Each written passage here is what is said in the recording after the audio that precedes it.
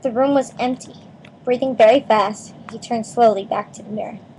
There he was, reflected in it, white and scared looking. And there, reflected behind him, were at least 10 others. Harry looked over his shoulder, but still, no one was there. Or were they all invisible too? Was he, in fact, in a room full of invisible people, and this mirror's trick was that it reflected them, invisible or not? He looked in the mirror again. A woman, standing right behind his reflection, was smiling at him and waving. He reached out a hand and felt the air behind him. If she was really there, he'd touch her. Their reflections were so close together, but he felt only air, and she and the others existed only in the mirror. She was a very pretty woman. She had dark red hair, and her eyes... Her eyes are just like mine, Harry thought, edging a little closer to the glass. Bright green, exactly the same shape, but he noticed that she was crying, smiling but crying at the same time. The tall, thin, black-haired man standing next to her put his arm around her. He wore glasses, and his hair was very untidy. It stuck up at the back, just like Harry's did. Harry was so close to the mirror now that his nose was nearly touching that of his reflection. "Mom?" he whispered. "Dad?" They just looked at him, smiling, and slowly Harry looked into the faces of the other people in the mirror, and saw the other pairs of green eyes like his, other noses like his, and even a little old man who looked as though he had Harry's knobbly knees. Harry was looking at his family, the first time in his life. The Potters smiled and waved at Harry as he stared hungrily back at them, his hands pressed flat against the glass as though he was hoping to fall right through it and reach them. He had a powerful kind of ache inside him, half joy, half terrible sadness. How long he stood there, he didn't know.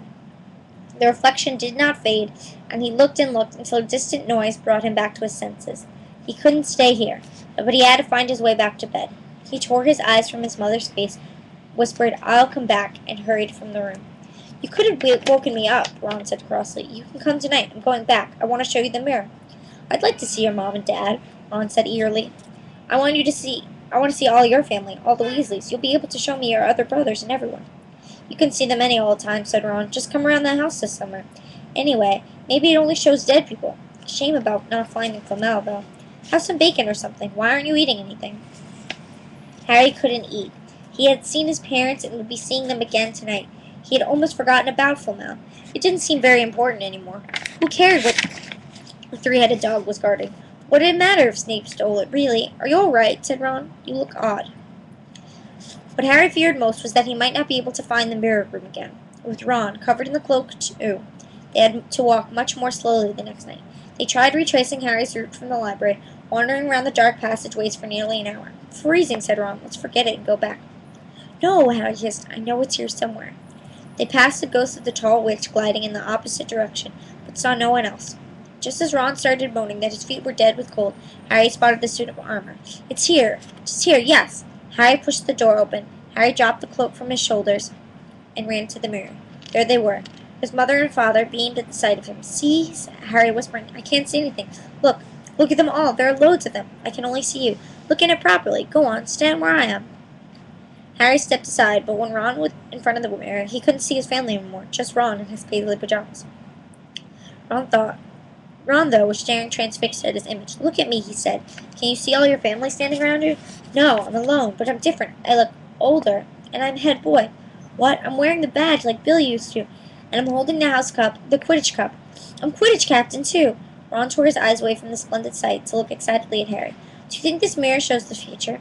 "How can it? All my family are dead." "Let me have another look." "You had it to yourself all last night. Give me a bit more time." "You're only holding the Quidditch cup. What's so interesting about that? I want to see my parents." "Don't push me." A sudden noise outside the corridor put an end to their discussion.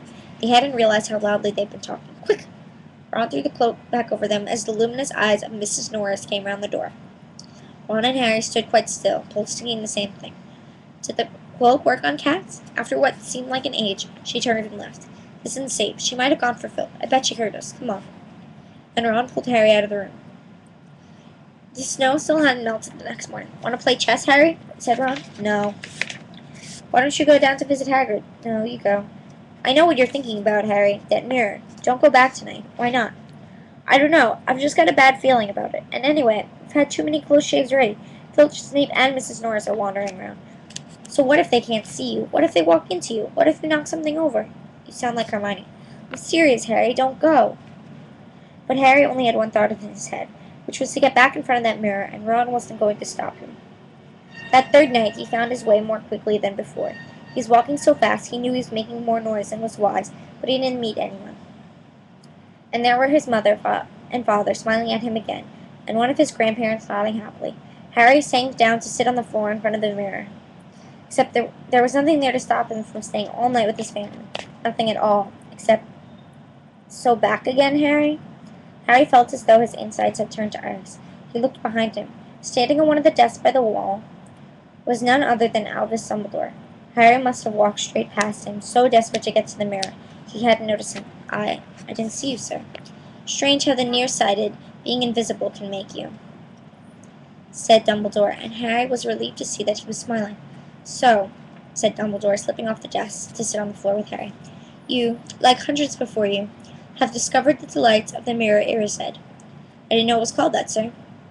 But I expect you've realized now what it does. It shows me my family. And it showed your friend Ron himself as head boy. How did you know? I don't need a cloak to become invisible, said Dumbledore gently. Now, can you think of what the mirror of Erised showed us all? Harry looked at his head. Harry shook his head. Let me explain. So the happiest man on earth would be able to look into the use of the mirror. The happiest man on earth would be able to use the mirror of Erised like a normal mirror. That is, he would look into it and see himself exactly as he is. Does that help? Harry thought. Then he said slowly, it shows us what we want. Whatever we want. Yes and no, said Dumbledore quietly.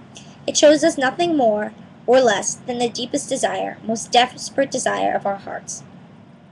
You, who have never known your family, see them standing around you. Ronald Weasley, who has always been overshadowed by his brothers, sees himself standing alone, the best of all of them. However, this mirror will give us neither knowledge nor truth. Men have wasted away before it, entranced by what they have seen, or been driven mad, not knowing what it shows are real is even possible. The mirror will be moved to a new home tomorrow, Harry. And I ask you do not go looking for it again. If you ever do run across it, you will now be prepared. It does not do to dwell on dreams and forget to live. Remember that. Now, why don't you go put that Admiral cloak back on and get off to bed? Harry stood up. Sir, Professor Dumbledore, can I ask you something? Obviously, you've just done so. Dumbledore smiled. You may ask me one more thing, however. What do you see when you look in the mirror? I see myself holding a pair of thick woolen socks. Harry stared. One can never have enough socks, said Dumbledore. Another Christmas has come and gone, and I didn't get a single pair. People will insist on giving me books. It was only when he got back into bed that it struck Harry that Dumbledore might have not been quite truthful.